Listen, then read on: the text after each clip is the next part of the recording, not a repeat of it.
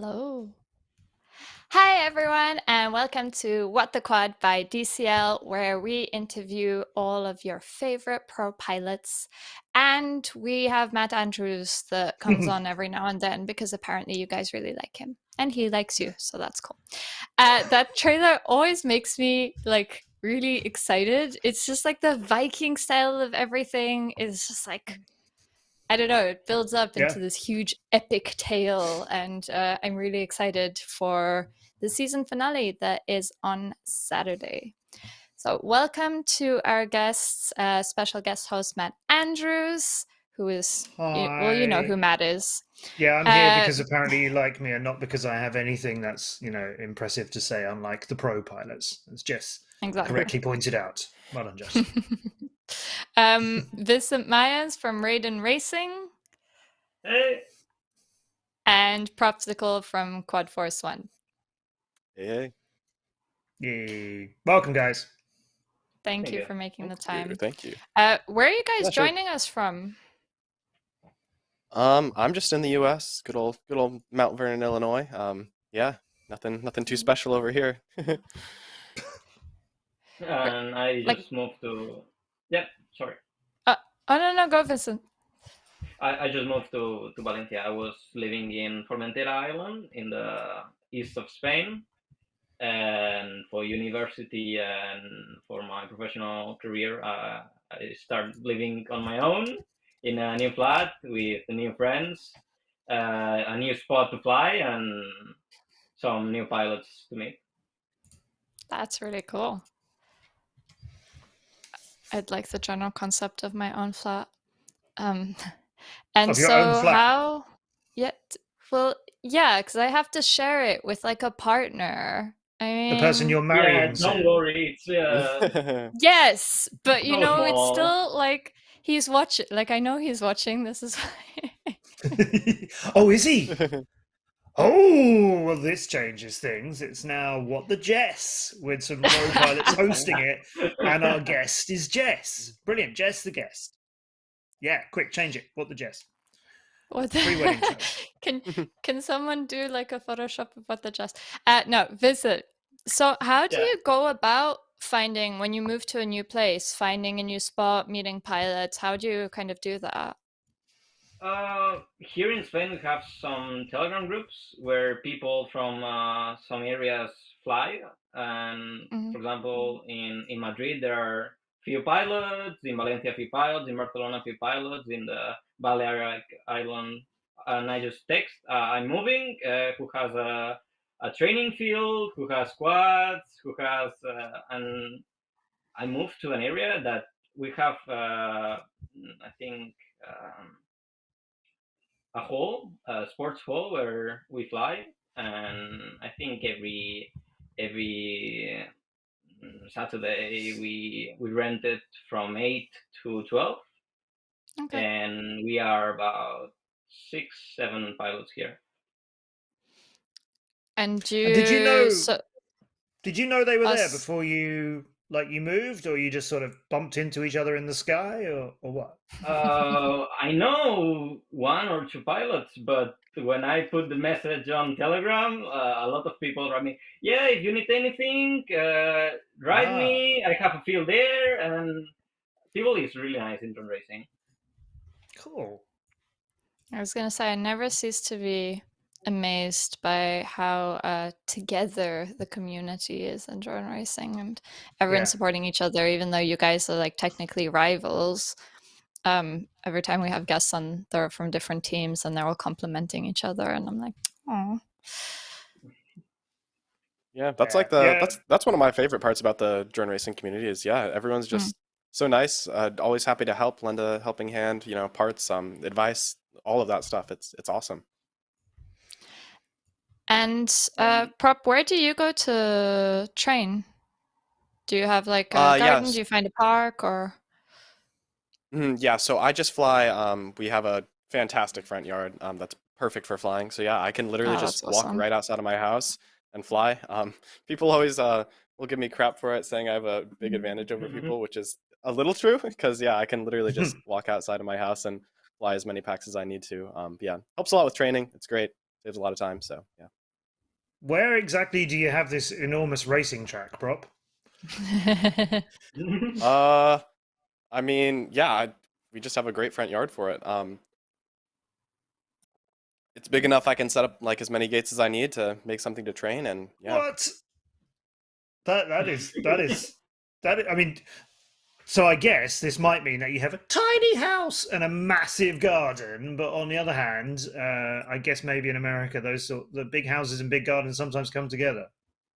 Yeah, no, especially where I live, I'm a little bit in the middle of nowhere. There's not a whole lot around here, so there's land aplenty, plenty of acres to fly and set up tracks and all that sort of stuff. So yeah, it kind of just came together, Great. Cool. Great So when you field. We say need to do a Quad Force One track, a home venue for Quad Force One, and we all come to Prop. Exactly. Yeah. Yeah, when you Yeah, say let's front do it. yard, do you really mean like in front of your house, like the part that's in front of the road, kind of? Yeah, so it's directly the part between our house and the road. If you watch any of my videos, that's where I fly. Yeah, it's really just that big. Like I said, middle of nowhere. So these houses around me usually come with a lot of land and a lot of space. So yeah. Do any of the neighbors ever complain because like they'd have kind of direct view? I don't know if the neighbors have houses like on the road and they can see what you're doing, but drone racing is quite loud. So are they ever like doing any complaint about it, or are they like, oh, look at this prodigy who's going to go on and be world champion? Let's all support him. Yeah, I've had really good luck with it actually. So yeah, people are really spread out as far as neighbors go. Like there's a solid I'd say usually like eighth or a quarter of a mile between houses generally. Actually, maybe not that much. It's probably a lot closer depending on what side of our property it is. But yeah, I've actually had really good luck with it. No one's ever complained about it. We have some family that lives sort of close to us, and a couple of times they're like, "Oh, we could actually hear your drone one night," which was kind of funny. But yeah, this is the yard right here. It's a little smaller than it looks in the videos, but other than that, like, it's fantastic for practice. That's fast. Yes, I have this tiny yard that is the size of a balcony in London. Yeah, no, compared to that, it's massive. Hang on. For sure, yeah. Things have changed in London since I left a year ago. No, well, they're massive now. I love how you're like, oh, there's almost a mile between each house. Like in London, your entire population's condensed into like a mile. Oh yeah, that sure. could have been a really tiny yard, and you were just flying around it so quickly that we don't know. I think that was just pretty awesome in comparison to most drone racing fields. That's what I've heard. I've had a couple of friends who race come over and be like, "Oh, this is smaller than it looked in the videos." But yeah, again, I think it's perfect for training. So you can put gates up and pylons. Yeah, no, exactly. Stuff and practice around it. That's not small. Imagine being invited to someone's place and like being like, "Oh, this is not as big as on the pictures." Like the audacity. No, that's how it was. I swear. It was me and I don't know if you know Soren. He used to be a DCL pilot, but yeah, we had just got back from the airport, and we were driving up. He's like, "Oh, it's a little smaller than I thought it would be," but yeah, it's great. Yeah, we had a nice training camp there before I. Rude. I actually had some problem with neighbors and drone racing. Last year, they support me so much because in Formentera Island, I got some interviews from the local radio.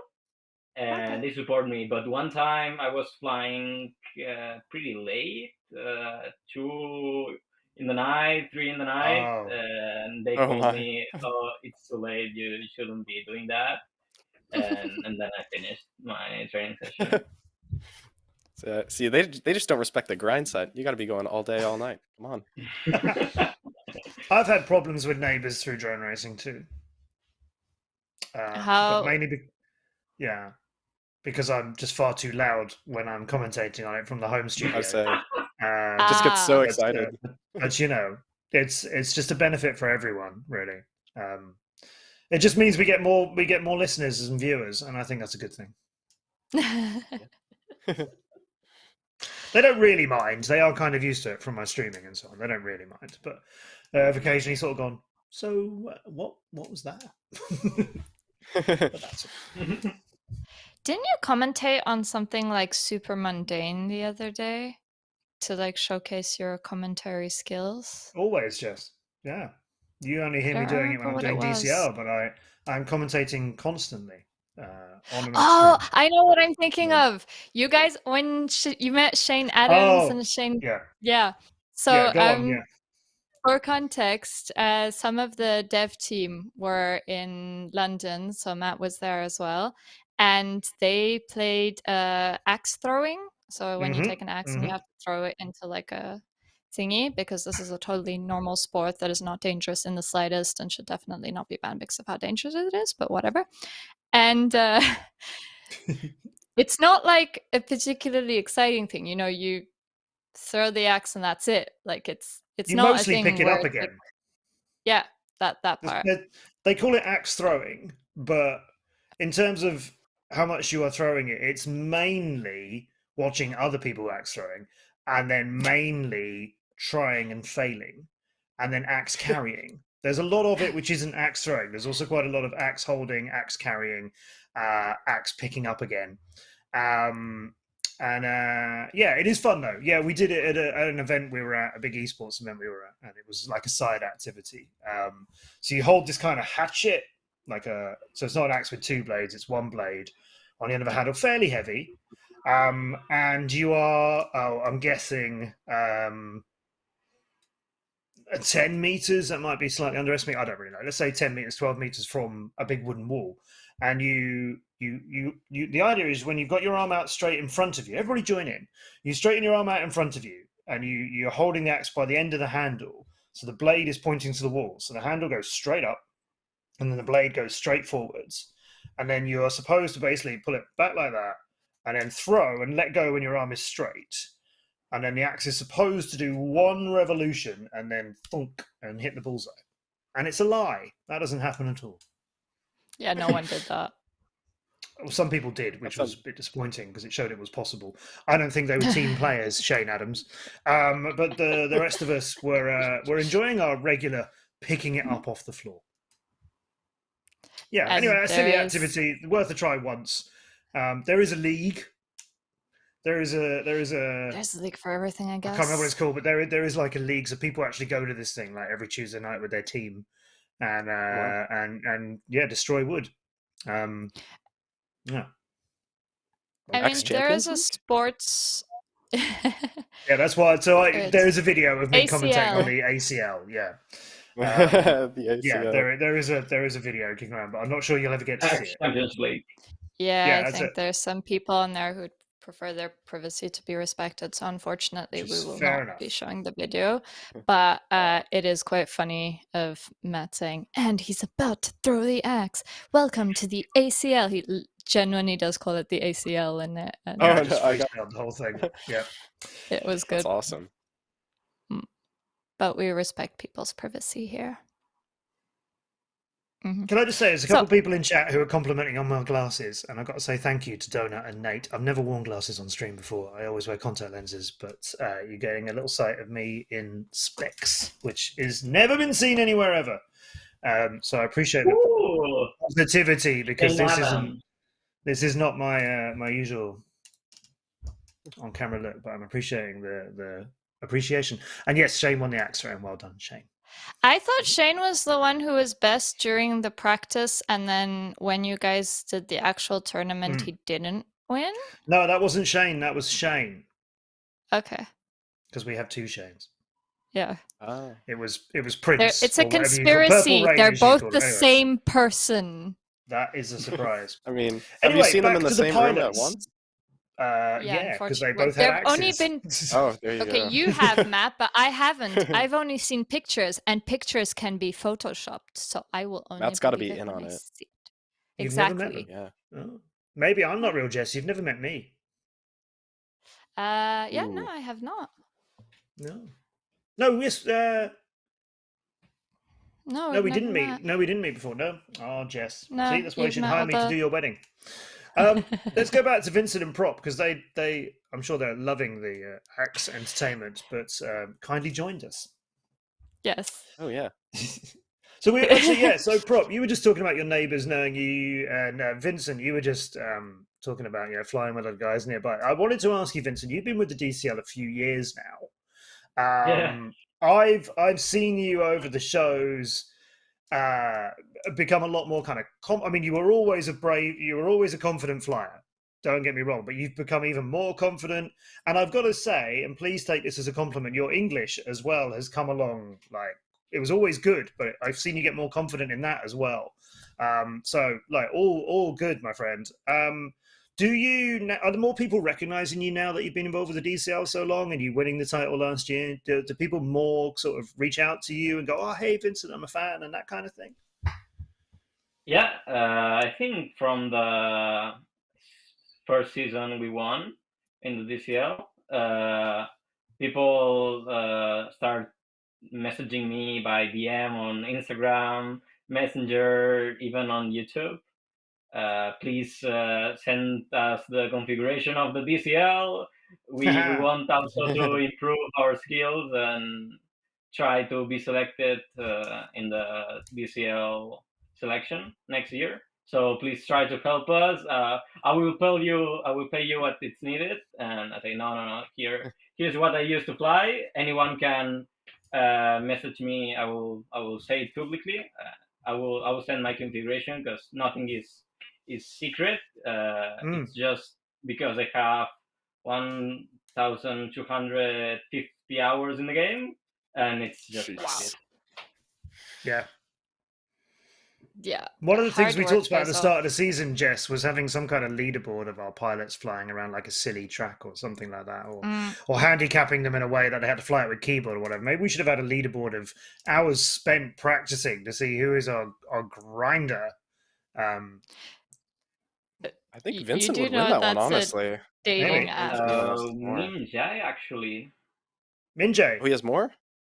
Yeah, I think in one account, like 200 hours. No, 2,000 hours. Yeah. 2,000 hours. Yeah. Yeah, that's something crazy.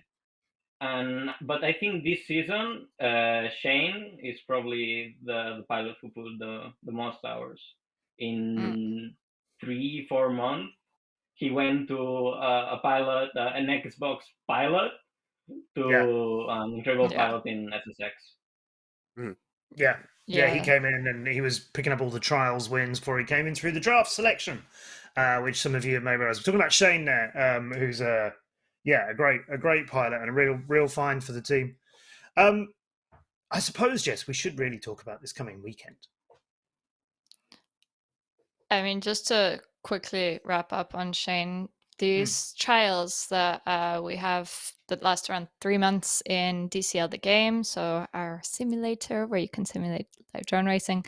At the end of each season, we call them seasons because like the one that's going on at the moment is autumn. You can win real life prizes courtesy of Torval. And Shane used to win them when he was on Xbox as an amateur. He would consistently win. He switched to Steam, was consistently winning Steam as an amateur because we have multiple categories or distinguished pros and amateurs because essentially the leaderboard, like the first 10 pilots are pros. So otherwise amateurs would never win anything, which I mean makes sense. That's why you guys are pros.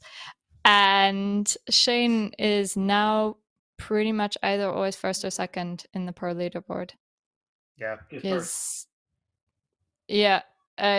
time is he first at the moment for autumn? Because I know for summer he won. He can tell us. He's in the chat. Yeah. Shane, where do you currently stand on the trials? And welcome to the stream, Shane. He says he plays a little. Yeah, we just saw him open DCL too. Thank you, Zeech, by the way. Thank you, Zeech. I appreciate that. Get off. You have enough hours already. Yeah, stop it. Yeah, so it's, I mean, a testament to a great pilot and talent and skill, but also showing, again, like we always say, hard work pays off. Yeah. But yeah, we should talk about this weekend because it is a very exciting weekend. For context, we are doing the season finale in a never seen before location that we've never done in any DCL race before, which is called the Stavanger region in Norway. So it's like, I want to say what's that one? West of Norway. Yeah, west. Yeah. that side, where there's the North Sea. I'm terrible at geography. I saw southwest the pictures of Norway. And videos of the. Yeah. Yes. It's all right. I thought it was in the north of Norway because when I mean, okay. Hands up who knew where Stavanger region was before we said we were flying there. No, but good old Google Not at Maps. all. So I pop it into Google Maps, Stavanger, it goes, it's here. I really thought it was in the north of Norway. I've been telling people, oh, I'm going there. And they're like, oh, you can see the northern lights. And I was like, oh, well, that might be cool. And blah, blah, blah, blah, blah. And no, it just turns out that if you zoom out a bit, there's a lot more Norway. And it's all up. So, no, it's down in the south of Norway. Yeah. So what's really interesting about the Stavanger region, I'm going to shamelessly plug them because it is genuinely a fantastic region, is there's so many different kinds of landscapes there. So there's the cute little coastal town of Stavanger. It's actually called Stavanger. That's like this cute little colorful village that you will see in the race this weekend. There's a cool harbor where they're like old school Viking ships and stuff that they're not the real ones. They've done like replicas and stuff, but it's really cool. So you can take like a tour on a Viking ship. And then they have in the middle of nowhere these awesome things. You have those really cool cliffs in like where when they were there and they did all the videos and to capture the whole thing, essentially the process was we sent a team with drones, specialized equipment to do 3D scanning of all of these different parts of the Stavanger region and to create multiple environments. So it won't like just be the harbor, it will be the harbor kind of town. There will be like the cliffs with the sea and whatever. So it's loads of different parts that are really, really cool. And yeah, there are some like old school statue thingies, like the three swords. I can't pronounce it in Norwegian, so I'm not going to try because I feel like I'd butcher your language. But it's Treiskoche or something like that. There's like these, there's these cute little like villages, and there's something that's really, really cool is there's a natural park that's on like magma, like the volcano rock stuff, the kind of dried, and thank you for the map. Nice.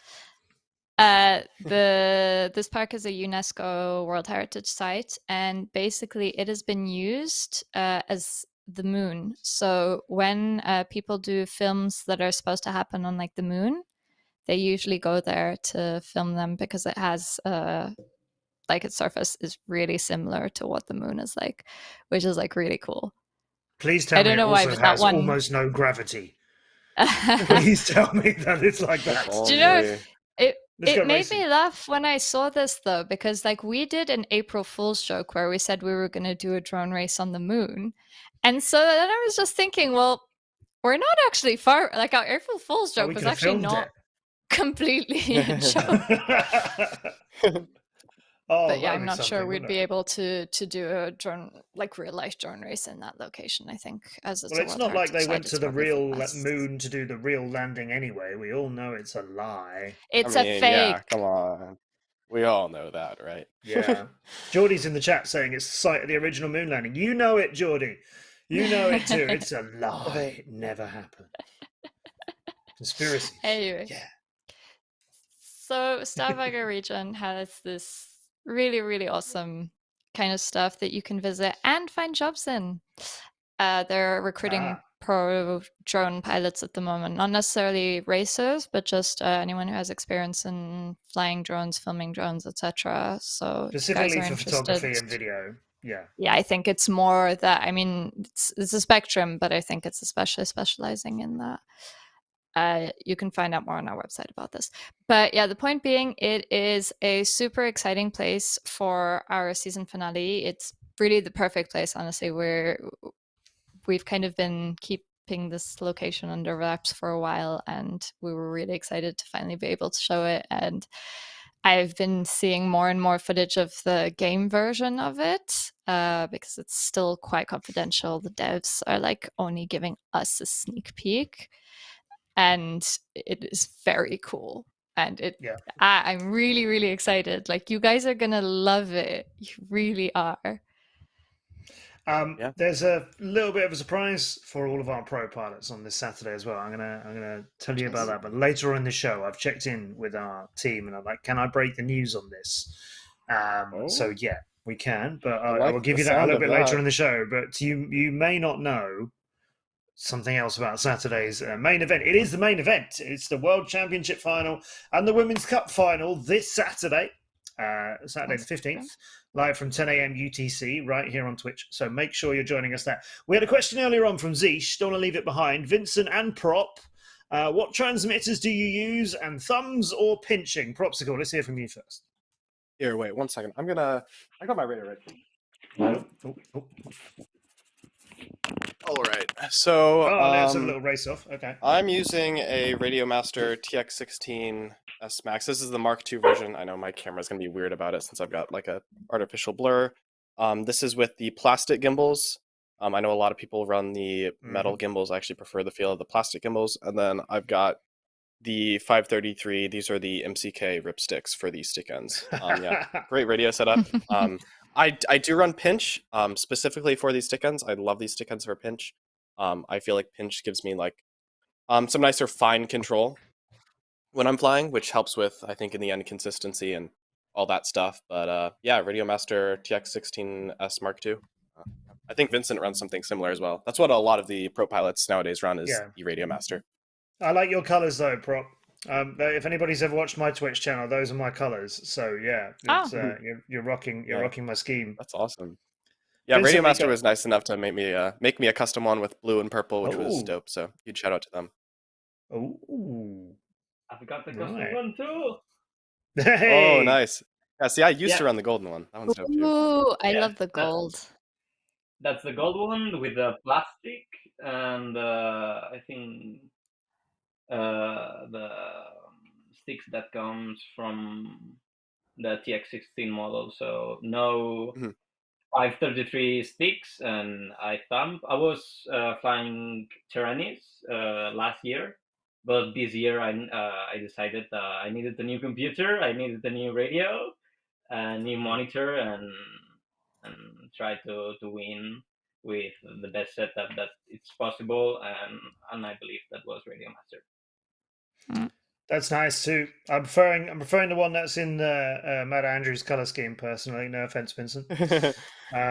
Nate reckons his is better. I'm gonna have to agree with Nate just because he has rose gold, and I really like rose gold. So. Ooh, the rose gold is nice. One.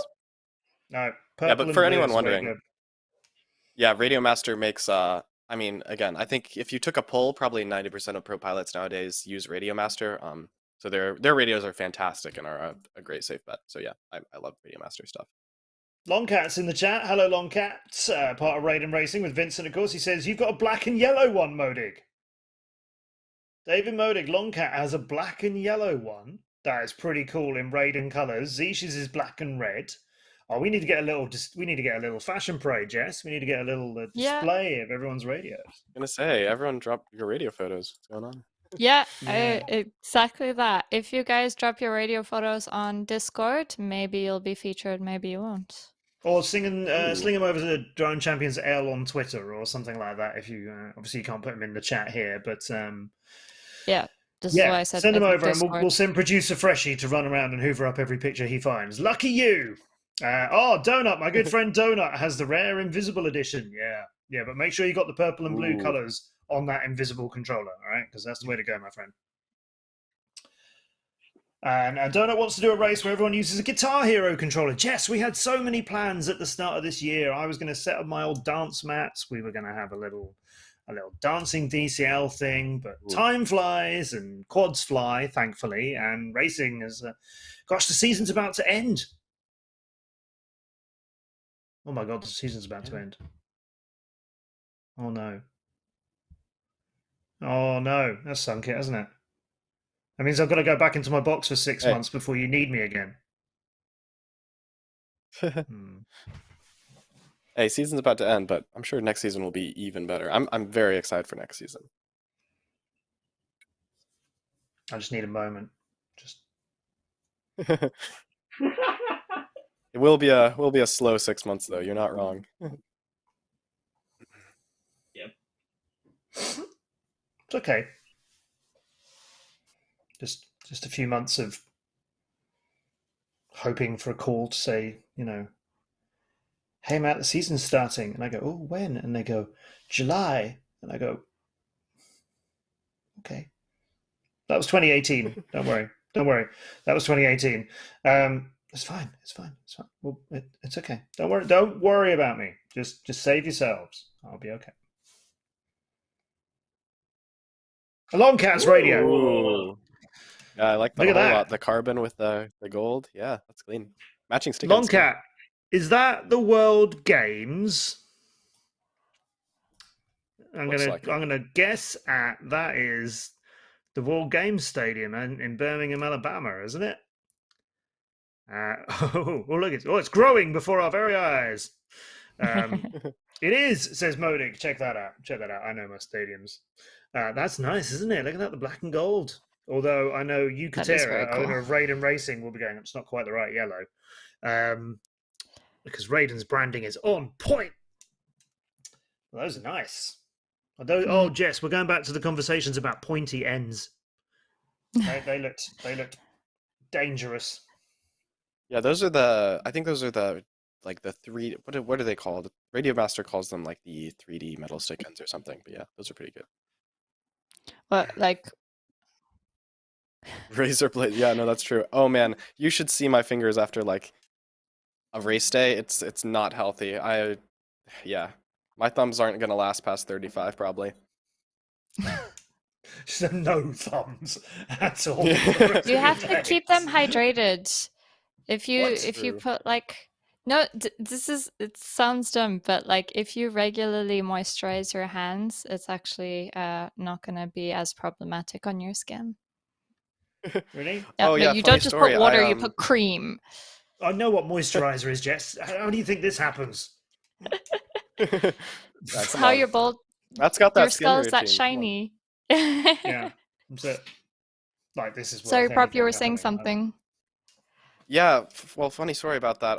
If anyone remembers back in, I think it was last year, 2021, when the free practice sessions, I think we had an hour and a half, a 30-minute break, and then another hour and a half. So we had a 30-minute total of free practice sessions. It was when me and Cal were doing a little LAN party at Evan's house. But yeah, we were doing that, and that free practice was so long. I think afterwards, I literally went and I just soaked my hands in warm water because they hurt so much after that free practice session. It was not good. Oh no. That does not sound yeah. What are we doing to these guys, Jess? Yeah. I know. Yeah, needless to say, I was excited when it got changed back to a little bit of a shorter time amount, so yeah. Not quite as grindy. Yeah, it's been a whole my thumbs are fine. Conversation. Just saying. No damage. I know a lot of people don't have an issue with it. I like myself, it's a little bit of a bad habit, but I grip my radio so like unnecessarily hard at times. So a lot of it's my fault. But yeah. You just gotta work with it. I mean, I have a microphone which is obviously really pointy and got spikes all over it and razor blades and things. Just to, that's the thing I use more. So like you guys have got into sticks. Obviously, my microphone is a deadly weapon. Yeah, that's my equivalent, I think. I have cats who have really pointy claws. Does that same thing? Mm-hmm. Kind of go with the. I've now got visions of you flying a quad with this like cat and like using its paws to, brilliant. To be fair, I don't know if you guys have ever touched but cat paws, like underneath they have these little cushion thingies, and like if you press on it, then the claw comes out. So yeah, sometimes I press on release. It. And, exactly. Yeah. So that's my experience of transmitter. Okay. Well, people said this was a very educational show. It certainly was last time, and we are teaching this time. Yeah, this time we got a few things already, and we barely begun. So lucky you, everybody. Let's talk to you, Propsicle, about the season that we've had so far. You guys are all but guaranteed third place at the end of the DCL season. It would take something numerically surprising for your closest competitors to try and take that from you. I actually did the math, and it's doable for China Dragons to catch up. They're the only ones who could. I wouldn't say this if it. That's why I said mathematically it's unlikely. I didn't say it's impossible. It's unlikely, I didn't say they're 3rd because I have also done the maths. And you're 150 points between Quad Force 1 and China Dragon. So you get 250 points for winning, you get 200 for second, you get 150 for third, you get 100 for fourth. Basically, China Dragons would have to finish quite a few places above you. Not just, them be third and you be fourth. It would need to be a much bigger gap than that. So although mathematically they can outscore you by 150 points, they'd essentially have to win the day and you come fourth. That kind of thing. So you're all but guaranteed to be third place champions, which Quad Force 1 have been again and again and again in all the years in the DCL since you guys joined back in 2018. So what breaks this thing for you? Third, I mean, got to be very pleased with third. I always congratulate you guys for coming third when you do at the end of a season. It's on the podium. It's that medal position. It gets prize money. It's a big achievement. What's going to get you second? What's going to get you first in races and then eventually in seasons? That's a good question. A lot of this is I don't really know. I mean, there's a reason we have been third for a couple of years. We're still trying to figure that out, kind of trying to break through that wall that's kind of in front of us that has kept us from finishing higher than that. It does come a lot down to roster changes. The past couple of years has been rough because for anyone that knows, we do usually lose a couple pilots each year to other leagues and their other pursuits and whatnot, which is rough because it does feel like each year we do have to rebuild our roster. And even after this, even after each rebuild, we get to the end of the season, and only at the end of the season do we feel like we've adjusted to our new roster or found people that could replace the other pilots that have left. So yeah, for me, I think it's just having a more consistent roster and being able to build off that for multiple years, which we haven't been able to do since 2018. I think I looked at it, and each year we've lost 2 pilots to other various reasons since 2018 or since 2019, which has made it rough. So I think, for me, for sure, is finding some reliable people we can keep on the roster. We can all fly together, get that chemistry and energy up, and then hopefully one season we can come into it fully prepared with everyone ready for that. I've always praised you for being such a good captain, Propsicle, and again I will, because great answer, thank you. It's been like we've seen so many good names come through from your side, right? We've seen some strong pilots. We got to know some pilots very well. Obviously people want to go and do, let's say, real life flying, and again, as we've said so many times, haven't we, Jess, we want to go real life flying too. It's coming back next year, part of a hybrid season. We're going to have sim racing as well as real life flying. So, it would be nice to see a few DCL pilots who are more dedicated to real life flying than sim flying. Maybe they'll be trying to come back. I dare say you've had some conversations with a few people, Propsicle, about whether they'd be interested in coming back and racing for us. I mean, for sure. I mean, a name. So everyone saw we signed Evan again to the roster. That was a little bit of an unexpected change. I didn't really expect that to end up panning out, and it did. Now, we haven't run him for any of these races. He's been extremely busy. He works full time for a filming company out in LA, and that takes up a lot of his time. So that's the main reason he hasn't been able to make it to most of these races. I know everyone's probably been wondering because we signed him on, and everyone saw that during the draft and probably got pretty excited about it. And then he hasn't flown for us at all. He's just been busy, so we haven't been able to get him on. He was meant to fly with you for the last race, wasn't he? He was meant to be in the last virtual Grand Prix, and then it was only the night before you guys found out, or 2 nights before, I don't remember. The Wi-Fi where he was staying and the internet where he was staying, it just wasn't going to be fair on him to race. You had to have a last-minute substitution. Worked out pretty well, but otherwise he would have been in, wouldn't he? Yeah, no, he would have been in for that race. It didn't work out because we thought he was staying at a separate place than he would usually be. We thought the internet and all that would work out. It didn't. It wasn't going to work at all. yeah, so we had Jake subbed in, which worked out well. But again, we're always trying to push higher for that third. That third's good. We're comfortable in that third, but we need to push out of our comfort zone and get up to that second and first place. Yeah. I mean, an impressive thing of the last race that isn't necessarily reflective if you just look at the leaderboard like that, but because of that last minute substitution, you guys were penalized starting the race with minus 10 points, which doesn't seem like a lot, but it really does make the difference in the round robin when you get to the amount of points at the end, because usually it's really tight of who goes to the grand final and the small final. And by I mean, I want to call it a miracle, but it's not a miracle. It's hard work. You guys managed to make it to the grand final. Sorry, not the small final, and you got third place. But you got just third place. But considering you'd been penalized to start with, which it's the rules. Unfortunately, we can't just imagine if you do come with your full roster that you're now comfortable with, and like you said, it's just unfortunate kind of circumstances that bring there, but I don't doubt that you have a roster that is capable of doing more than just third, even though third is extremely honorable and absolutely nothing to you guys have an amazing team, and I look forward to seeing next year. Hopefully you can get something more stable and go for higher, because unfortunately we have done the math and first place can only be between Raiden and Exploits, but I look forward to seeing you guys be fighting for that #1 spot next year. Yeah, for sure. I mean, a little bit more on that 10-point penalty. I mean, yeah, for us, I think I said this on stream maybe after we got third place, that was pretty demoralizing because like you said, it is so close for small finals, for grand finals, for everything. So yeah, honestly, just making small finals that day felt like an achievement on itself.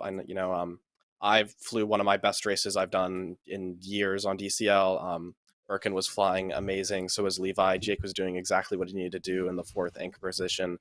Especially considering he didn't even know he was going to fly until Thursday. He did an amazing job. Yeah, so that day for sure felt nice. It felt like we flew how we knew we could fly. We just need to do that a little bit more and get those points to make it to grand finals. And maybe we'll do that this weekend. I don't really know, but yeah.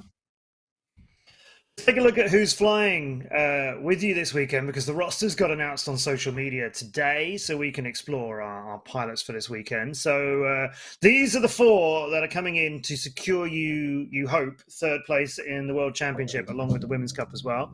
For those who don't know your pilots, usually they hear me, of course, introducing everybody, but I want to hear it from you, Propsicle. Give me your headlines of this team. Oh, for sure. Yeah. I mean, we've got Levi. I like to call him Chad Levi. Look at that expression. I mean, we were saying Levi's he looks great. like a quarterback. Yeah, or no, something exactly. like He's that. ready to go. Yeah, Levi's great. He's I like to call him one of our hitters in our team. He gets those big points for us. Always out there up in front, challenging, getting those great laps in. Birkin, same thing. He's always up there. I like to think as Birkin as a little bit of a wild card. He can pop off sometimes, and some teams don't really expect it and grab us some easy points. And then Jake's our fantastic anchor. He's always fighting, staying in that second and third spot, and can get up there when we need him to get that one too. So yeah, it's a great team. I feel like our chemistry is pretty good. Probably wouldn't want to be in the team speak during the race day. It gets a little chaotic, and I'm sure annoying. I feel a little bit bad for our managers, and even Odie, our Women's Cup pilot, who's just gotten thrown into this this team speak when we're all racing. So yeah. Oh yeah, and then to introduce I'd like Odie, to know she's more. Fantastic. Yeah, I was gonna ask about, but what's happening in your team speak? That's what? Oh yeah, it's just chaos always. Birkin's always on about something. I always say I'm a little bit of the team dad. I gotta kind of calm everyone down. Levi will there was one race, what was it? Levi just took a nap between heats. He came back to TeamSpeak and was like, "Hey guys, I just woke up." And you're like, "You just what? What do you mean?" But yeah, what do you mean? Birkin's always on about something. Yeah. I think one time he took a run between heats. He literally went outside of his house and jogged for a bit. Yeah. I got to kind of try and keep everyone in line. It gets a little chaotic sometimes, but yeah. The joy of being a captain, I guess.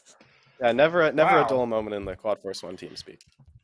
Honestly, I want to be in your team speak now. I do. It sounds like a Unfortunately, I lot kind of of had something else to fun. do at the time, but I have to talk about What do the you other mean you stuff have? at the You had time. nothing to do, Matt, on race day. At You're 10 literally a.m. just on UTC there. on Saturday. Yeah, it's true. I just get Exactly. to enjoy all the racing, and yeah, it's easy. And I was gonna ask you as well about OT. How has she been adapting since she joined? She showed some really promising stuff, and so she was recruited during the draft period over the summer, Northern Hemisphere summer, and Lake Zurich was her first race, where she finished 4th in both rounds, but in elimination, because there were some races before she got eliminated where she was, I think, 2nd, and for her start, she was showing some excellent potential there. She said that she was also a bit nervous. Do you feel like she's managed to adapt a bit, that you guys have been helping her, and that she's going to bring her A game this time? Yeah, for sure. I mean, Odie's fantastic. Yeah, I mean, like you said, we kind of just threw her into this first race. Again, that was her first race. She's never done a DCL race before. Didn't really know what to expect. Of course, nerves come with that. I know, especially for me, when I did my first DCL race, I was nervous out of my mind. I felt like I was going to throw up sometimes. I've since adjusted to that. But yeah, the first race can be rough. But she did such a great job at just adapting to that so quickly and just being on her A game. And still finished 4th for us, which was really good against pilots that have been flying in the Women's Cup for a while now. Exactly. Probably, I think since the all of beginning them of had it, at least one or two. Yeah, I think all of them have had at least 1 or 2 races under their belt. So yeah, she did great. I think she's going to do even better at this upcoming race. She's been practicing a lot. I know she felt like she didn't perform quite how she could have last race. So yeah, I'm looking to her to maybe get that podium or a 2nd place finish. So yeah.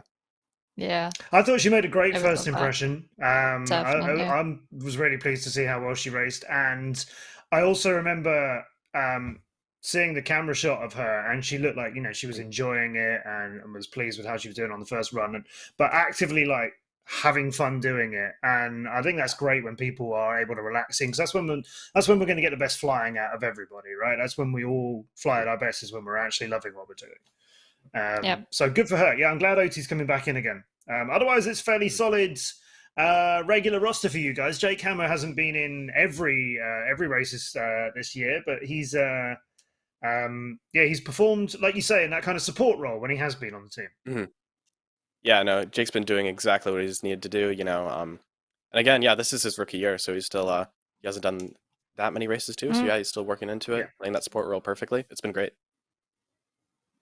And have you had any conversations? And by all means, if you can't tell us, you can't tell us. That's totally fine, of course. But have there been any conversations behind the scenes at Quad Force 1 about, this season is coming to an end. There will be a 2023 DCL.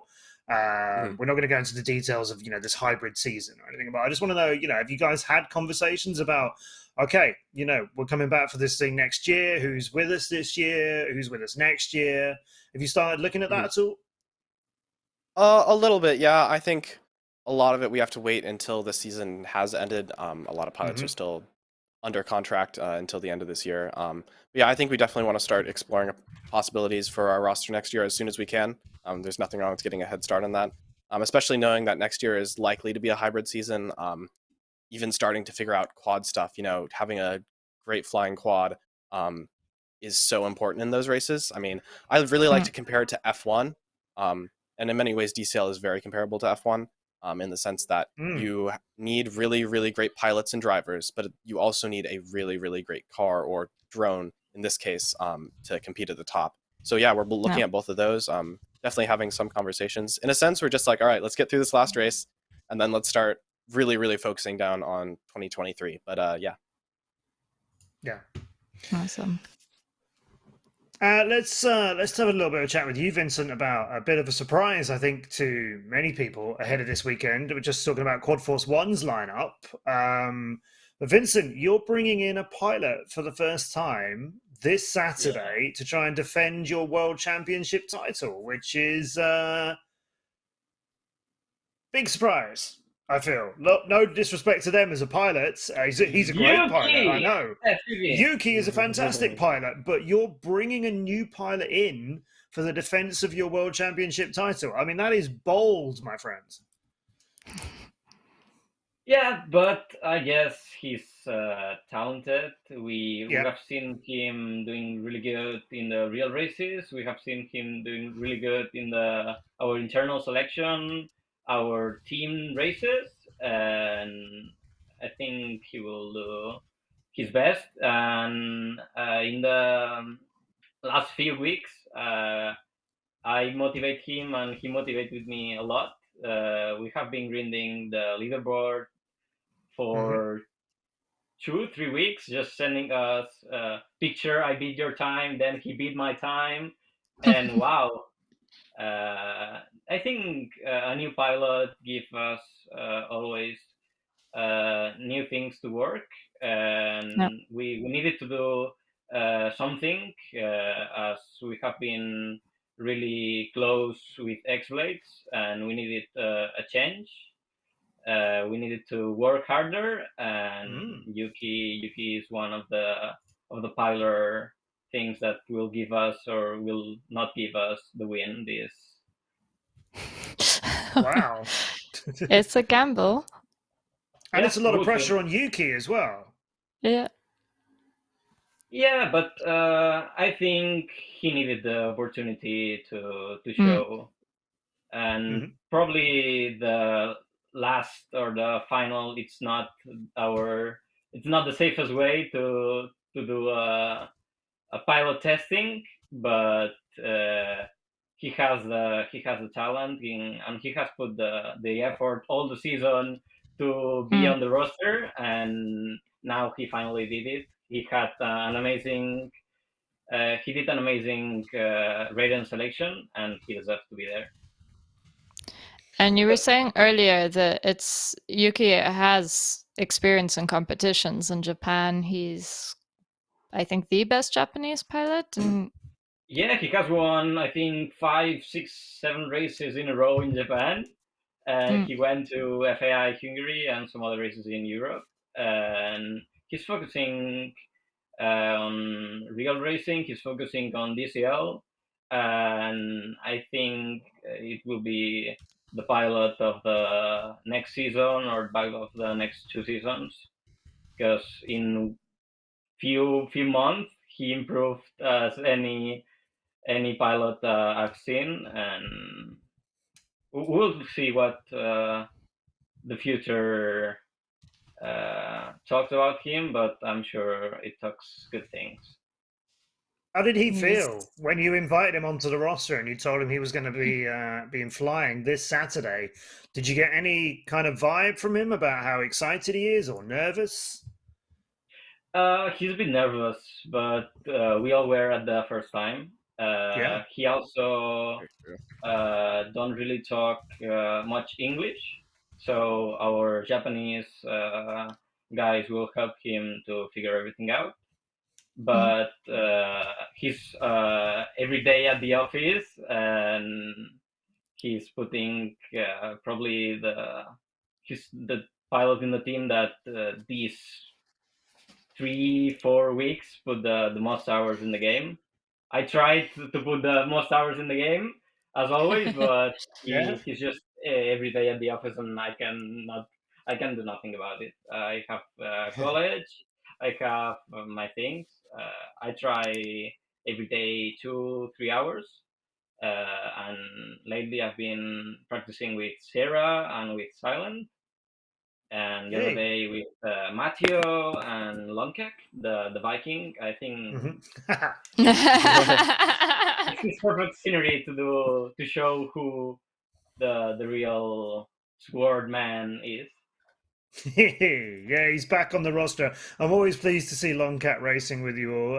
But yeah, you're right. There's a nice little bit of symmetry about him taking part in our Viking finale as well. That's that's a nice petition that if Raiden even if you don't win, that we get an interview with Longcat where he's wearing like those Viking helmets. that's like super stereotypical, but yeah, I'd really like for that to happen. He'd wore Please. a giant cat head once on stream, but you want him in one of those kind of drinking horn things that Vikings never actually wear and is a total lie. But for some reason, everyone thinks they do. Yeah. Well, I blame TV for this, okay? Or something stereotypical, because like he has a beard. Maybe he can like braid his beard. That might work as a... Yeah. Oh, please, Longcat, if you're still with us in the chat, we need some braiding happening, all right? You got to bring the Viking field to the Japanese team. I hope so. So Vincent, just take us through all of your pilots again. Just, I want to hear your introductions to them rather than mine. Oh, okay, interesting. We have Costa on the left, our German king. He has been doing the most important points this season. When we needed, he was there. Also, he's really fast, and he's winning all the real races in Germany. He's putting a lot of hours also on real life, and we will need him to do what it's needed to do for a final race. He showed it last season, and he will show it this season too. This last race, and we have the Captain Longcat, our Swedish pilot. He couldn't attend all the races this season, but when he's there, our mood. I mean, he's kind of that pilot. He always carry us to calm down or to motivate us, and he has the spirit and what it takes to lead us to final or the win, or we will see. And there in the middle, I don't know who is this guy, but there in the right, he's so young. Terrible. Never seen him. This guy's awesome. So young. No, that's what I'm saying. Guy. That's a good showline. Do you know what? Do you know that guy in the middle? The thing I often associate with that guy in the middle is every now and then I've seen him just checking his hair in the camera. He like finishes a race, and then there's just a little bit of hair rearranging going on. Like he's done the race, he just looks over and goes, "Oh, is that me?" And just the hair, man. Yeah. Gotta make sure I always think of the AC/DC song. Oh, Thunderstruck. Yes. Yes. That's one of my warm-up tunes, definitely. And then you've got Yuki and, of course, Silent on the right-hand side there, Vincent. Let's talk about Silent quickly, because Silent's had a real challenge from Duona Lan throughout the Women's Cup this season, who's been absolutely incredible for China Dragons. Silent's got a little bit of a lead over Duona in the scoring. So it looks like Silent might manage to win it again for you. We will see. She has been putting a lot of effort, making us the tracks for the training, and she has been putting a lot of effort for the team trainings. And David Modic say, "Oh, Thunder." Okay. Thunder. Yeah. And we will see. Duona has been showing an incredible performance all the season, and I'm sure for the last race she will show even better performance. I did the math on this as well. The Duona can technically still win against Silent, so the China Dragons would win the Women's Cup rather than Raiden. However, it would require Silent making a lot of mistakes, because I don't doubt in Duona's excellent performance, but Silent would have to make a lot of mistakes in order for Duona to win the Women's Cup. But it's still been some fantastic racing between the two of them, and it's always really good when you have excellent pilots flying against you, because I found watching all the races, some pilots tend to get better when they're doing battles like this on a regular basis. it kind of pushes them to be the better version of themselves. And I see this with pretty much all DCL pilots. I mean, I've had a look at all the stats and everything from the season. I know, Matt, you know all of them, but I kind of take a peek every now and then because we're looking at who are the potential competitors for pilot of the season and rookie of the year. I think we call it of the year. Rookie of the year. But that's one of the awards this weekend. So yeah, pilot of the year is based on amount of heat points that have been accumulated throughout the year, and without giving too many numbers or the current exact leaderboard, the two of you, Prop and Vicent Mayans, are still in the running for winning pilot of the year. Yeah. Nice. Yeah, I am, but I think I'm a little too far off because I missed a full race at one point. So I'm down like however many points you can score in a race today. Is it down like 25 or 30 points from that? Which is a little unlucky, but I had an IRL race happening, so I couldn't go. But yeah. Yeah, we missed you. I'll be That interested was to see a surprise as well. That was the first race you'd missed in years, I think. But yeah, since the start. Real life was calling. But yeah, Vicent, you might well be pilot of the year. I don't know. Kilian has been doing really great, and he has at some point I will try to score, but he's a bit far. I have to admit. I did my best, and at the most important races, some of them I won, some of them I lose. But overall, if you consider all the hit points this season, you will see Kilian is a bit ahead. We will try to change this in the last race, but from just 1 out of 6, it will be hard. Yeah. Star is in the chat. Welcome, Star from the Dragons. Saying it's going to be an awesome Women's Cup final. I think we all agree. That it is. Yeah. Vicent, I was curious. So you're saying the long cat is kind of the father figure, brings everyone together and stuff. But when he's not racing, you're the team captain. So how do you do it to kind of take that role and be able to captain and keep the team in check, even though you're not the father figure? I'm more like I'm not that serious guy that keeps all the pilots in the line to be prepared for the race. I used to say that all the pilots from X-Blades or Quarforce are potatoes, and we need to eat them. That's one of the best strategy. Yeah, and we motivate the people just making jokes of the other teams, and that's kind of weird, but no, I think it works. Yeah, no, we do the same thing. Excellent. Yeah. This is the closest to smack talk we have ever had in like 7 years. I'm living for this. You're a potato, Propsicle. I know, yeah. He called me a potato. What's happening? I don't know if this is it, everyone. Remember this. That, but... This is the day when the love in the drone racing community died. And all the truth came out. This is it now. It's over. 11th of October, 2022. You were there. I've got to not call you Pop Potato now.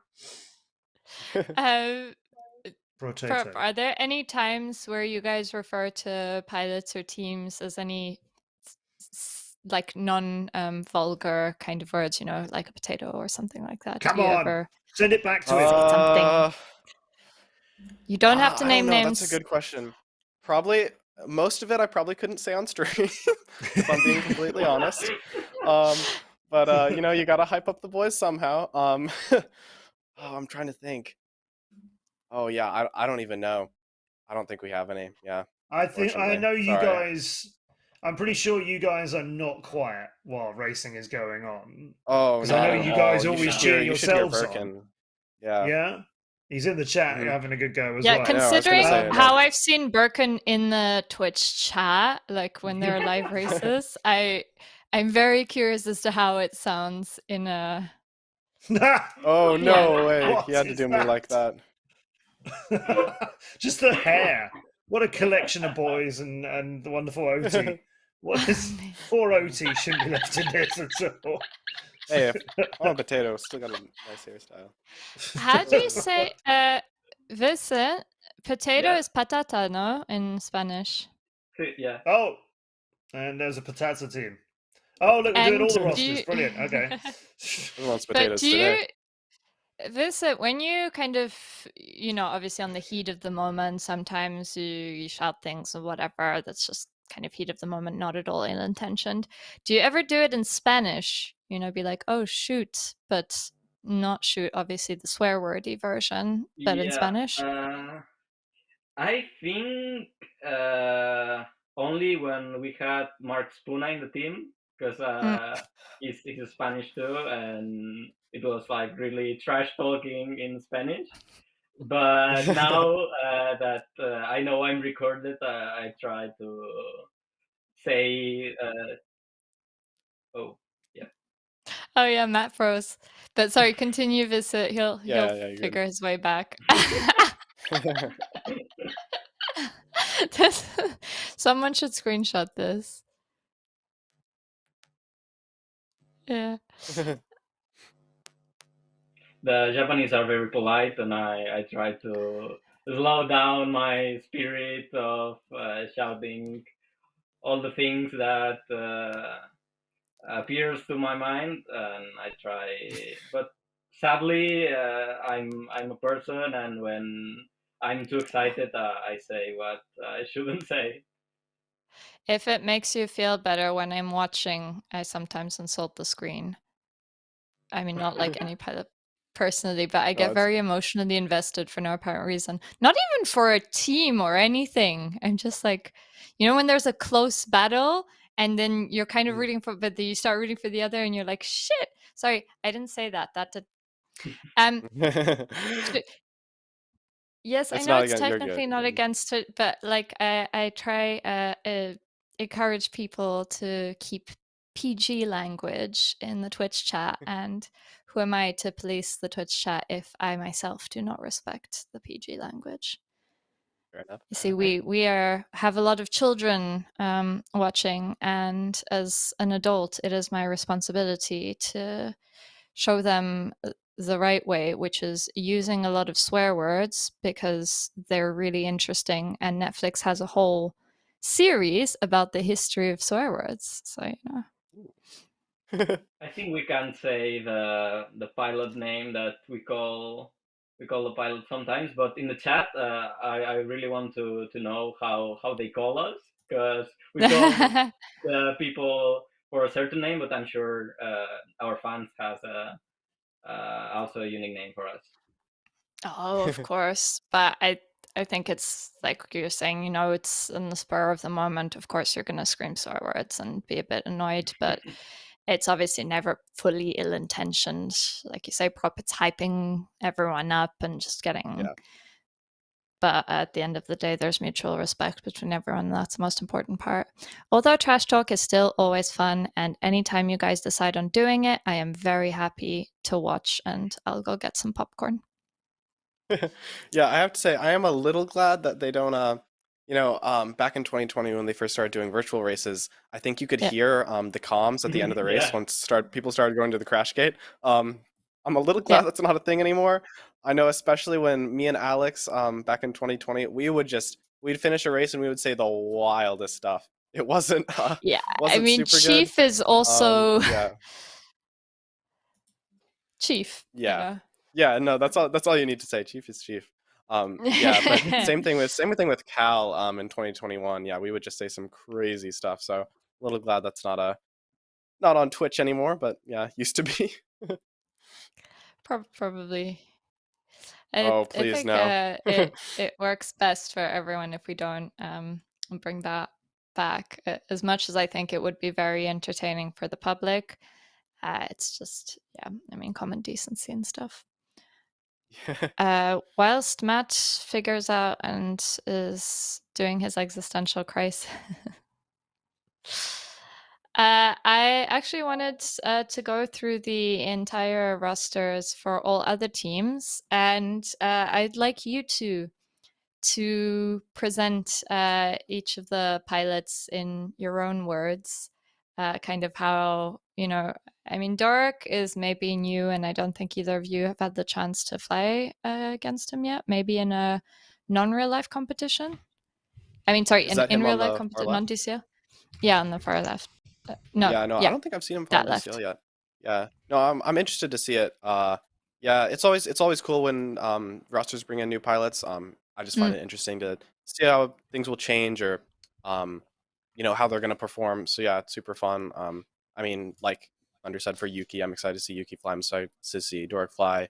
China Dragon's roster is looking super strong as always. Yeah.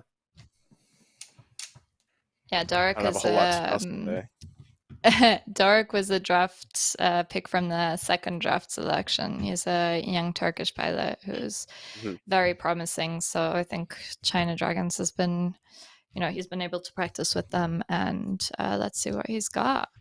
Vicent, do you have anything to add to this analysis of the China Dragons roster? So we have Kenny, Kenrick FPV, Star 2, 3, 4, 5, wait, 7, 8. I think it's the 6th. The 6th that gets. Damn it! Darn it! Yeah. And we have Creator Gamer, Lucas Rao, who's playing, and obviously Joanna. Any particular pilots that you're looking forward to or fearing racing, Vicent? I have a question for the China Dragons. Why is Kenny playing any random game while all the pilots are training? That doesn't make sense for me. But he's chilling and relaxing on other random games while everyone is super focused on the DCL. But then he also do great. So I don't know how he does, but someone finally said it. Yeah, for real, Kenrick, practice with your team. What's going on? Yeah. I don't know. Yeah, and yet Star says Kenny is built different. That's true. Kenny is just built different. Yeah. Hello, oh, Matt sorry. is back. Yeah, hey, my PC decided to join in with the potato challenge, or the graphics of the potatoes just broke it, which is a bit of a surprise. Sorry, Kenny does what? He's never practicing? I've just seen him on a whole lot of games when I feel like he should be on DCL. Yeah, exactly. Okay. Interesting. Well, Kenny. I'll commentate on the other games he plays in. Cool. Yeah, I'm back. Thank you, Kite. Yeah, sorry about that, gang. Mysteries of the PC under the desk. I don't know. Sorry about that. We've done all the rosters. No. SDT. No. Ah. Ooh. Spain drone team Perpetuum coin. We have. Is that the Marcel? How do you pronounce it, Vicent? Isha. Marcel. Yeah, but then the surname. Oh, Geisha. Leisha. Isha Baguette. And also, it's fun because his name, his real name is also his FPV name. Marcel in Catalan means sea. Mar is sea, and cel is sky. So he's sky. Oh yes, that's right. Yeah,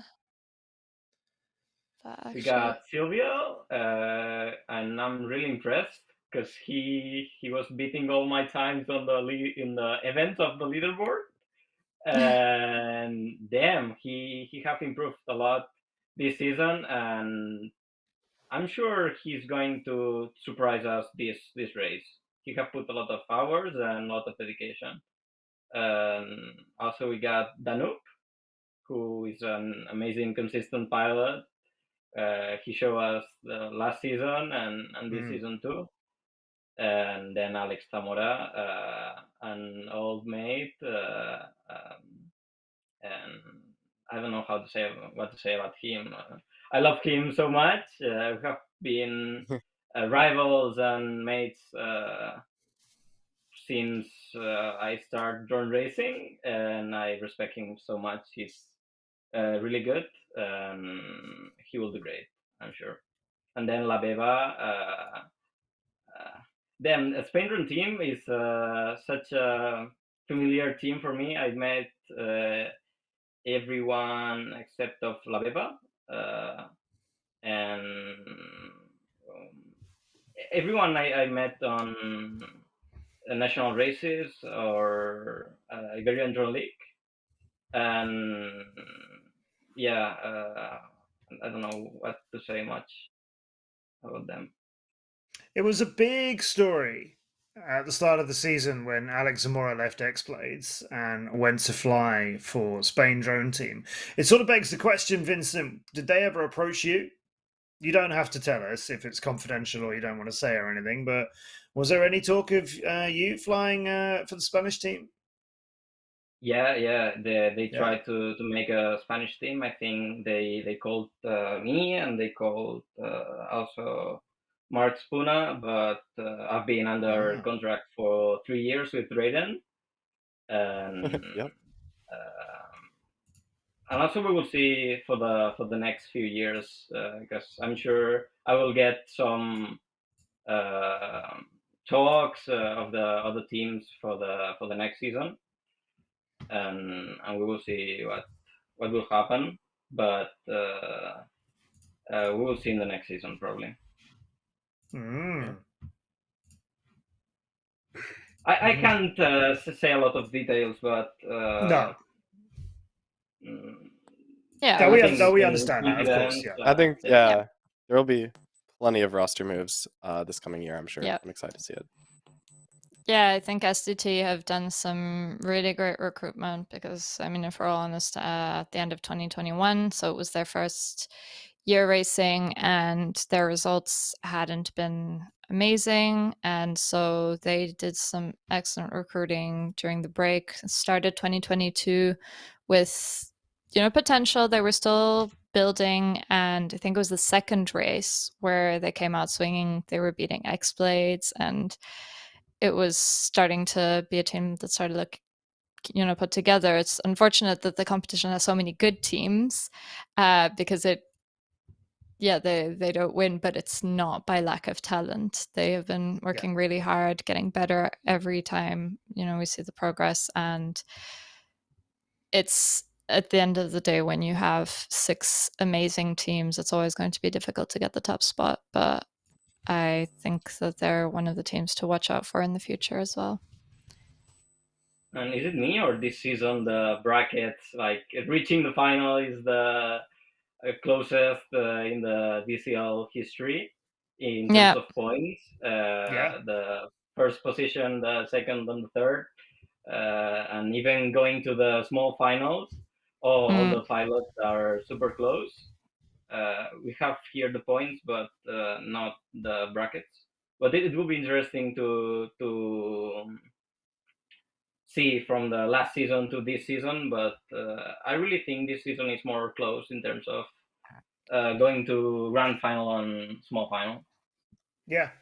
No, I agree. Yeah, no, definitely. I don't think we've had a year. No, in fact, I'm sure we've never had a season where every final has been the same 2 teams. Whereas this year, the 4 virtual drone Grand Prix we've had, it's always been Raiden and X-Blades in that grand final. And that's never happened before. We've had X-Blades in a lot of finals. We had X-Blades versus Apex face each other quite a few times in the 2020 season, the first fully virtual season that we did when Apex was one of our teams. But we've never had it that every grand final has been the same pair of teams, and so close as well, Vincent. Like the finals between you and X-Blades, it's been a point, or we've had 2 tie breaks and we had to run a tiebreaker race, and I can't remember the last time that ever happened in DCL. We've had it twice in this season. Wait, we had 2? I only remember the one. We've had 2 15-point all finishes in grand finals, and we had to race an extra run. And Vincent, you won. In fact, Vincent, we've talked about this before, but it always bears repeating. Your finishing, your racing to the end is second to none, Vicent. You are there to the death, and no one has got a race secured if you're in second place with them. I think it's because really... I have the best spotters in. Oh, we have it here. Yeah. I didn't expect that. Oh yeah. To Vaduz earlier this year, out of the kicker. We're on board with you, Vicent. Yeah. Oh!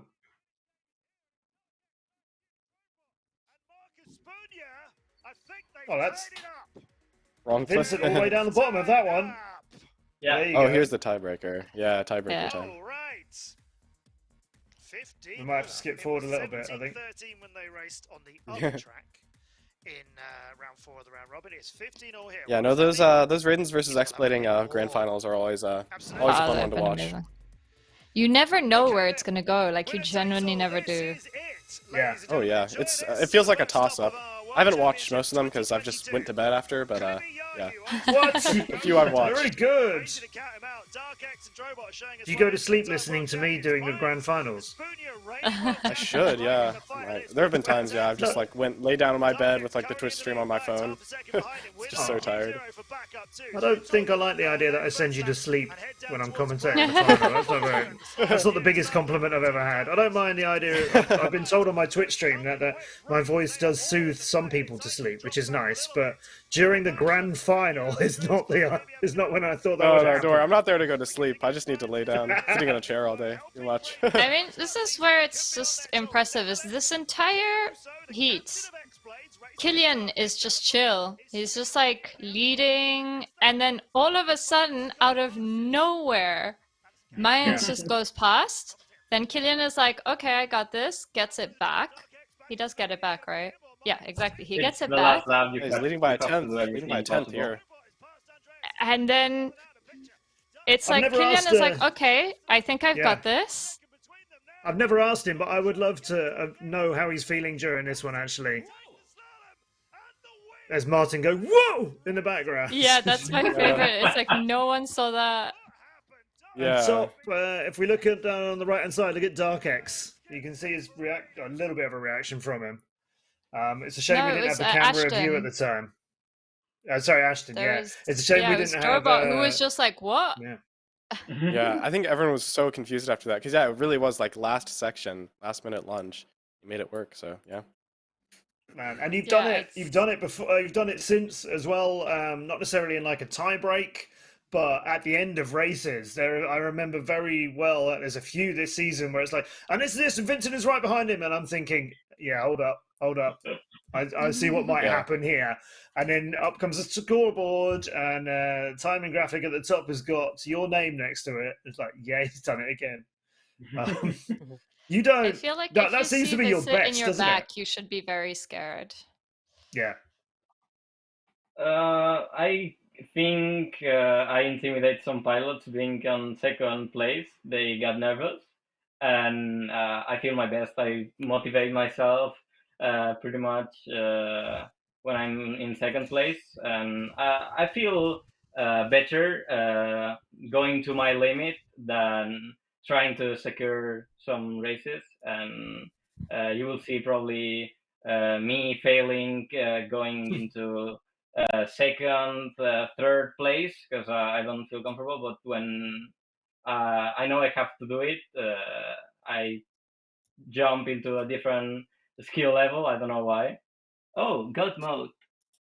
I don't know. I don't know how to say. I don't train for doing that runs, but they just appear every race and every season. You just never give up, Vicent. You never think a race is lost. You're always ready to just perform right to the end, aren't you?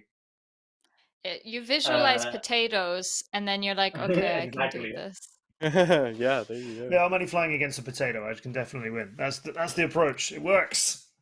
Let's give Propsicle a little moment. Let's give Propsicle a little moment of fame as well. Propsicle, you kind of gave us some stuff. You can fly. This is one that producer Fretshy picked out for us. Oh, look at the colours. It's Jess.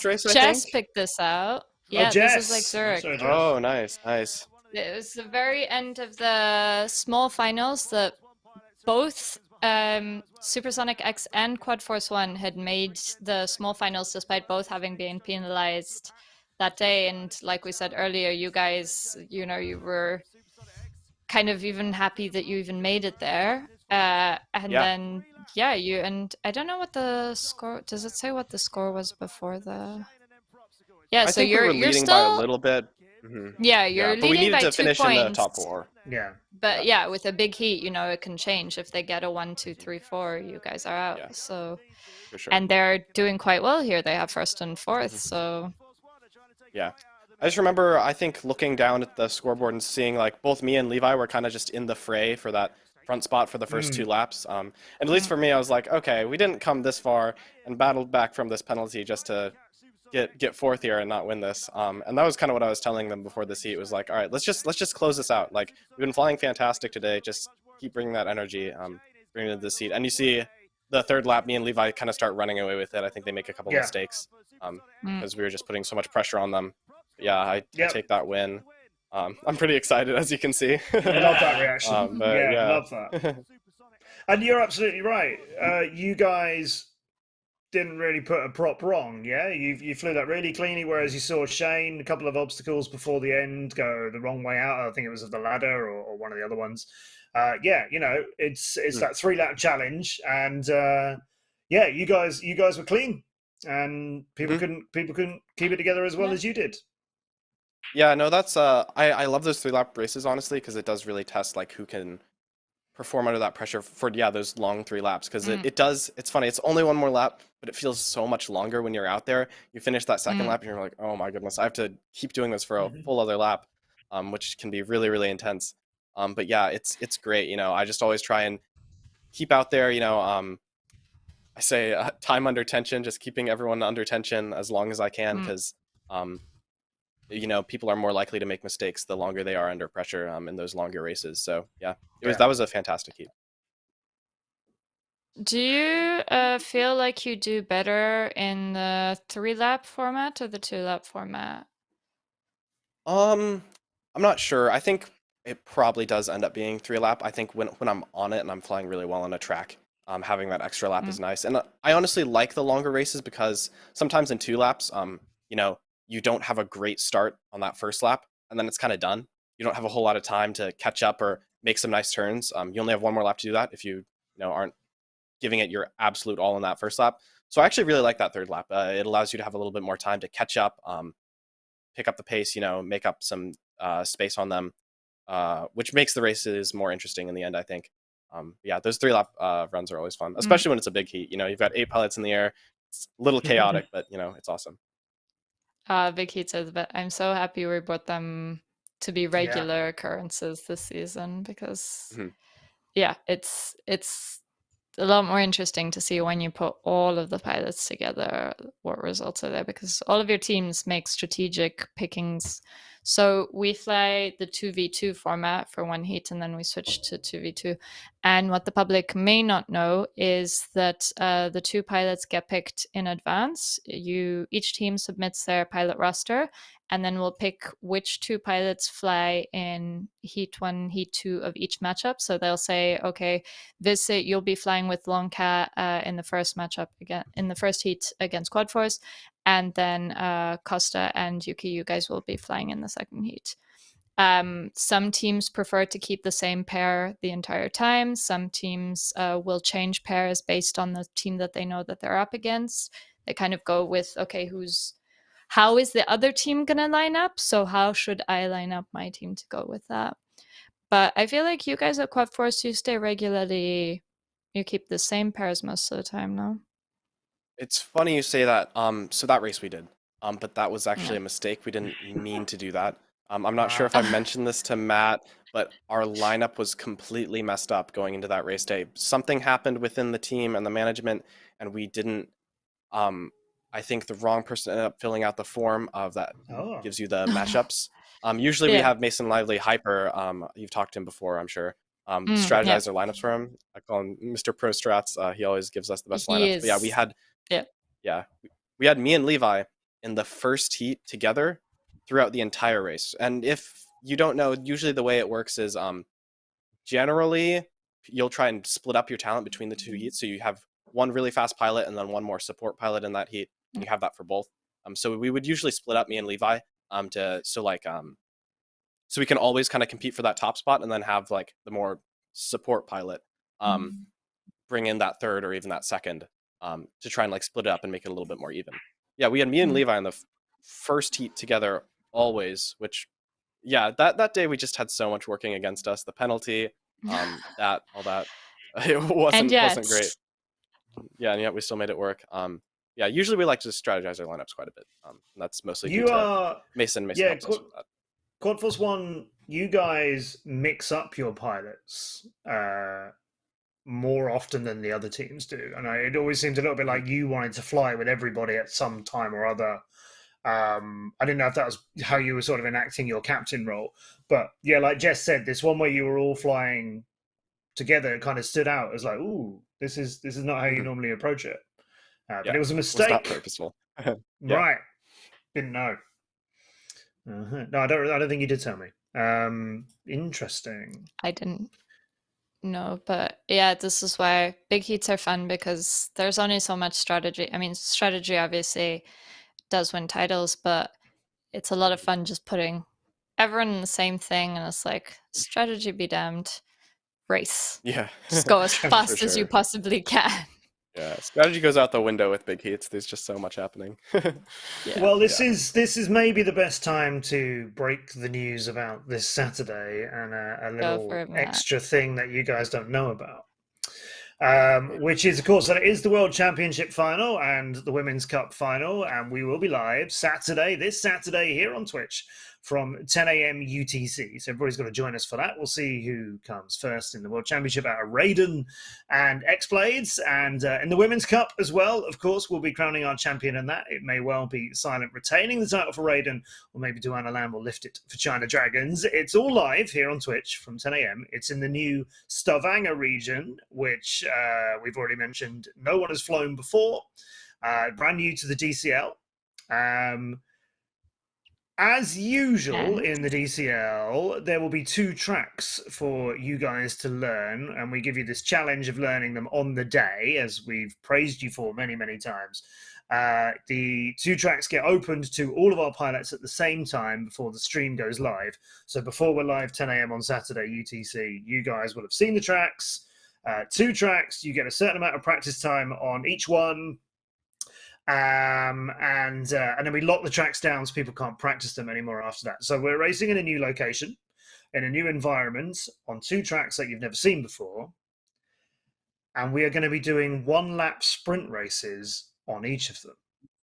The tracks are about twice as long as usual, and you're going to do 1-lap sprint races. Oh my. That's exciting. That'll be something How different. do the pilots... Let's have a good look at how our guests feel about that, because that's how we're ending the season. Vicent, 1 lap, 1 longer track, flying all over Stavanger, showing off this region. 1-lap race, start to finish. The teams do all know.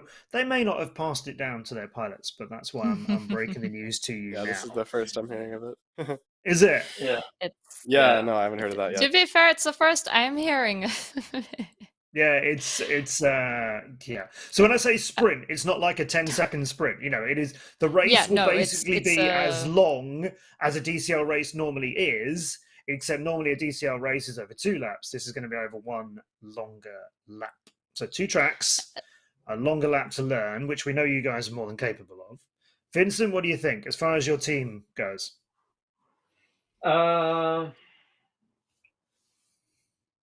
Well, I usually train in small tracks, and I know Costa also does.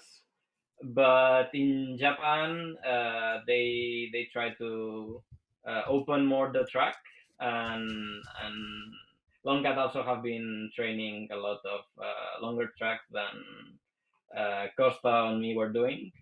But it's a challenge, and we will try to figure how to keep the pace and keep the rhythm. Maybe not to the limit, because in one lap race you don't have much margin of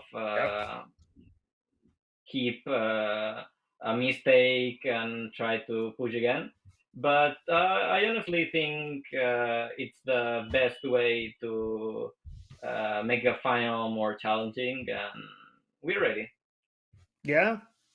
And the designers, Shane Adams in particular, working on the tracks, he's made them that they are, they are fun to fly, they're exciting to do, not, not impossibly difficult. Opportunities to keep pilots together. So, tight racing, particularly on when we have big heats. We've got all 8 quads going around as well.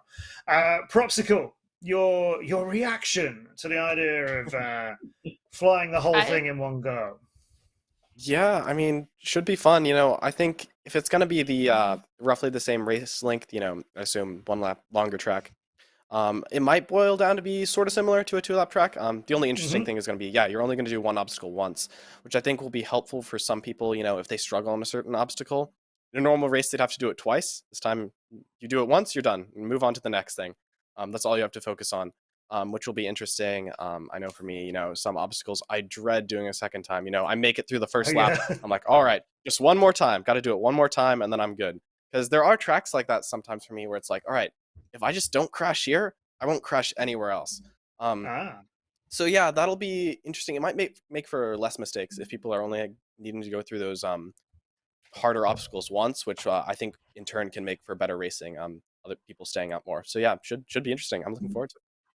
Good. The one donut is saying it could make for more mistakes, because if you're doing the same track twice, you're doing it twice as many times. So here, because you'll have raced it less, is it that you might know it less and then are more likely to make mistakes on lack of training of it? Or is that something that you guys don't see as too much of a challenge? No, I think that can come up, especially in free practice. If you're having a rough time getting towards the end of the track, you might have a really, really strong first half of the track, but then as you get towards it, because you've been, kind of making more mistakes on those first obstacles and restarting and all that, kind of have a weaker last section. I think that'll make it really interesting, though. I mean, I think you'll have some last minute passes with that. People who have that last section down a little bit more because they've practiced that ending section more. It'll make it fun for sure. I think that's exactly it. I think it adds. It's always been such a big challenge, and you guys know very well. You've been putting up with me for years, both of you. I'm always praising you pilots for how well you take on this challenge, and I genuinely mean it. I think what this adds for our World Championship final and the Women's Cup final too is, okay, we're testing how well you get this stuff done in practice. We've always been praising you for it, but you're absolutely right, Propsicle. You can't learn 70% of this lap. You're going to have to get the end of it down as well. I'm really excited to see. We've never done this before. I'm really excited to see, comebacks and things like that. People having a bit of a rougher start to the lap, but the obstacles after that are ones that they fly, better, that sort of thing. The opportunities that can come from that. Vicent, obviously, stealing a win at the end of a race where nobody realizes he's in second. That sort of thing again and again and again. So you've got to make sure you learn the end, Vicent. I'm counting on your exciting stuff. We got Moding in the chat saying learning the end of a long track is going to be hard, but he's going to slay the first quarter. So there you go. That's Moding's approach. That's one strategy. 25% is all long cat. I'll see people in the chat, Nate and others going, well, how are we they're doing pilots, big and small final? So you can get each of them doing a quarter. Right, like a relay. Yeah, because it's so each of them specialize in a quarter of the track, and then you're good. Oh, wow. And then the drone passes on a baton to the next drone. You have to fly through a ring, and then the next quad goes. Oh, that sounds fun. Shane, make it happen. You got 3 days. There was a question there about small final and grand final. So the big heat in the small final and grand final are over 3 laps. Would in this case be 2 of the big laps or just 1 big lap? I had the same question. And I won't lie, I was hoping it would be 2, but that would be massive. I believe it's just going to be 1 lap for everything. Yeah. Obviously, big heats have got everybody flying, but I think it is just going to be 1 lap all the way through it. Okay. I just don't want the season to end, Jess. Just keep the races going. I think it should be 10 laps. Exactly. Oof, that would be Mind you, the thing is, though, this being a sprint race and an unusual form of track for us, the end doesn't join up with the start, I think. Yeah. So no, I think you're right about that. You can do 2 laps if you want to. Go one way and then come back again. I'll tell you what, that would be interesting, wouldn't it? I'm not sure that's ever been done. Race it one way, that would be very across cool. the line, and then you have to race it all the way back to the start in the opposite direction. I would love that. Something that sounds fun. That sounds like a lot of in the fun. chat. Make that. Yeah, can we do that? So that's going to be a really exciting format. I'm very excited about this because I didn't actually know. I just figured when he was doing the demonstration that he was doing like a slow version of it with just 1 lap. No. Okay. Yeah, y'all are going to have drone fun. Race. Donut wants a 24-hour drone race. Yes, please. Kite loves the idea of endurance racing. David Modig is going off to bed. Okay. Yeah. Nate wants a team deathmatch. I like the idea of that as well. And Shane Adams, our track designer, actually really likes the idea. Right then. Cool. Shane, you're on it then. And have you taken part in a 12-hour endurance race, Propsicle? I have not. No, I know tons of people that have. It never worked out for me to go. But yeah, for those that don't know, it's called Mayhem, a name that fits pretty well, I feel like. Masters Mayhem. It's team relay race, 12 hours long.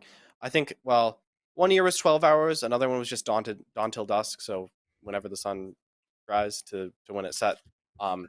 Pretty cool event. For those that are interested in drone endurance racing, you should look that up. It's pretty cool.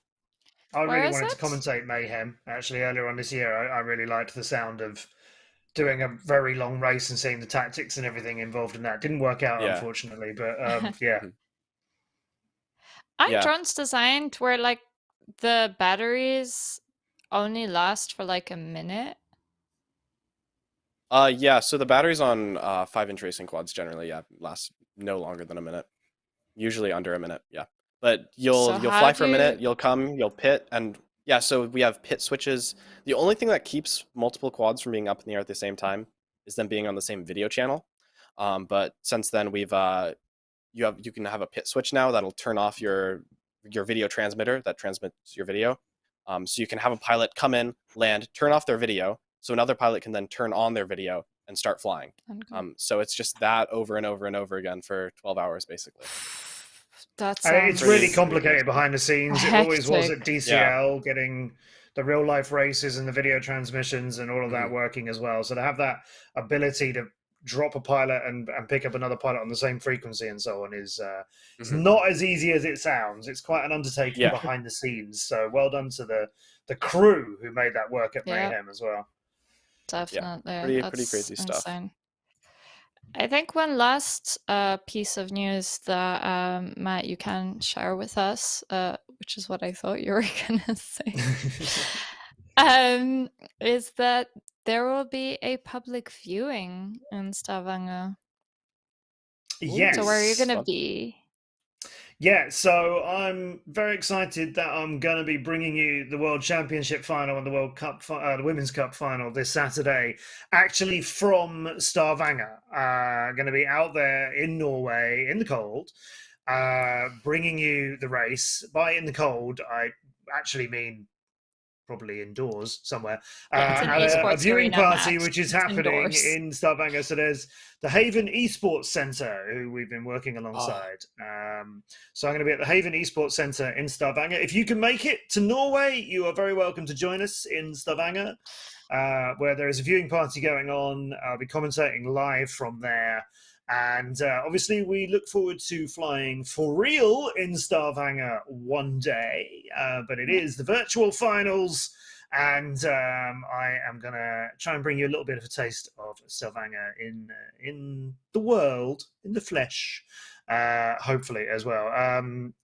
I'm sorry, Nate. No, you are not being flown out to race it in Stavanger. Sorry, mate. But Bambi's saying one step closer to in real life. Exactly. Yes.